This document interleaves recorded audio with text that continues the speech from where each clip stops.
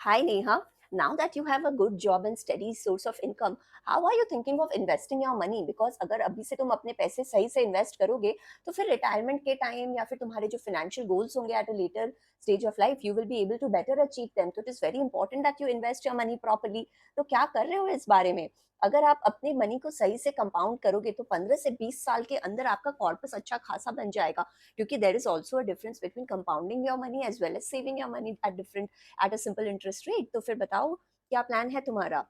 Investing, अब ये investing और सेविंग में क्या फर्क है? मैं तो अपने पैसे को बैंक में सेव करती हूँ जो कंपनी ने मेरे मेरे नाम पर खुलवा दिया है, और फिर इसी बैंक अकाउंट में जो जब पैसे एक लेवल तक पहुंचते हैं तो ऑटो स्वीप के थ्रू वो एफडी में चले जाते हैं। एफडी में मुझे 5 to 6% इंटरेस्ट मिल जाता है। तो फिर मनी तो सही है ना, मेरा इन्वेस्ट भी हो रहा है और सेव भी हो रहा है, तो इसमें क्या प्रॉब्लम है? Neha, do you know that fixed deposit not only give you a small amount of money as interest, but also it gets taxed at the marginal tax rate at which your income is getting taxed.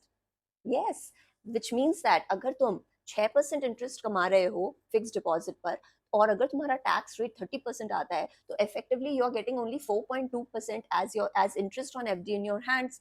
अब अगर तुम इस पे inflation add कर दो which is at around 5.2%, तो effectively this would mean कि तुम in the long run you are losing money.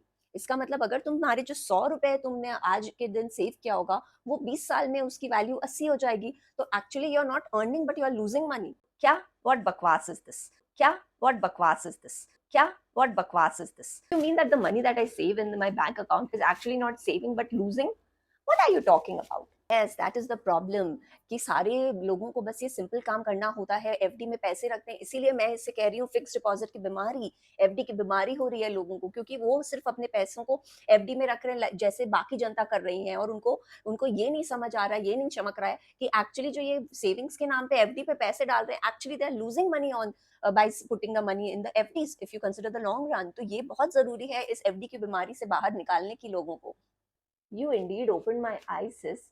So if अगर पैसे एफडी में ना रखें तो फिर कहाँ रखें? Give me some advice. See, you need to have a proper asset allocation plan. जरूरी है कि तुम अपने एसेट्स को अलग अलग टाइप ऑफ एसेट क्लासेस में डालो। सिर्फ एक ही में अगर सारे एक ही बास्केट में डाल दोगे सबको, तो अगर एक एसेट में ऊपर नीचे होता है तो फिर तुम्हारे पूरे पोर्टफोलियो पे इफेक्ट पड़ेगा। पर अगर तुम उसको अच्छे से एलोकेट कर दोगे, तो अगर एक में कुछ गड़बड़ हो रहा है तो दूसरे में आपका वो बैलेंस ऑफ हो जाता है। So it is very important to plan your asset allocation in your overall portfolio. तो कैसे कर सकते हो आप? देखो, आप इक्विटी में डालो पैसे। कैसे डालोगे? आप इक्विटी में डालो इंडेक्स फंड्स के थ्रू, डेट में डालो डेट फंड हाइब्रिड फंड के थ्रू, थोड़ा पोर्शन रियल एस्टेट में डालो, थोड़ा गोल्ड में डालो सॉवरेन गोल्ड बॉन्ड्स के थ्रू। तो इस तरह से तुम अपने एसेट एलोकेट कर सकते हो अपने पूरे पोर्टफोलियो में। मैंने इस पे एक वीडियो भी बनाया है ऑन एसेट एलोकेशन, वो देख लो। वो देखो, अभी लिंक फ्लैश हो रहा है तुम्हारे स्क्रीन पर, उसको जरूर देखो और अपने फ्रेंड्स के संग भी शेयर करो जो कि एफडीज में बहुत इंटरेस्टेड रहते हैं। उनको बोलो कि एफडी की बीमारी से निकले और दुनिया में और जो दूसरे एसेट्स हैं जो इन द लॉन्ग रन उनकी पूरे वेल्थ को अक्यूमुलेट करने में, कॉर्पस बनाने में मदद करेंगे, so that in the later stages of their life they can meet all their financial goals. So it is important you share this link with your friends too.